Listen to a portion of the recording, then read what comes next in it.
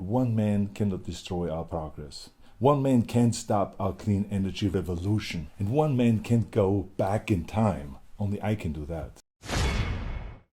President Trump says he's pulling out of the Paris Climate Agreement. My message to you, Mr. President, is that as a public servant, and especially as a president, your first and most important responsibility is to protect the people. 200,000 people die every year in the US from air pollution. And that half of our rivers and streams are too polluted for our health. We can't sit back and just do nothing while people are getting sick and dying, especially when you know there's another way. Mr. President, I know that it can be easier and more comfortable to look backwards. And to many people, the past we know is less scary than the future that we don't know. But some of us know what a clean energy future looks like. And it isn't scary. We have seen it in cities and states and all over the world. In fact, we know that the dirty energy future with asthma, emphysema, and cancer is much, much more terrifying. So please, Mr. President, choose the future. No one remembers the people who told President Kennedy not to go to the moon. We remember the great leaders.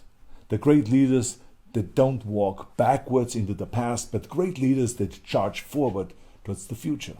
You see, the people will rise up. Local and state governments will rise up. Other leaders from local government will rise up and fill the void that you are creating. Like all the great movements in human history, our clean future starts with a grassroots movement in our communities, our cities, and our states. 70% of our dirty emissions can be controlled at the state and local level.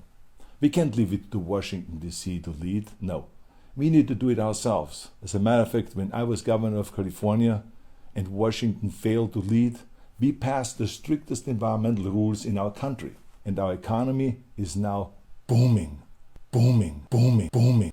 Today we are number one in protecting our environment, and we are number one in economic growth. We have the cleanest air and water, and we also have more manufacturing jobs than any other state. We added more jobs last year than the second and the third states combined.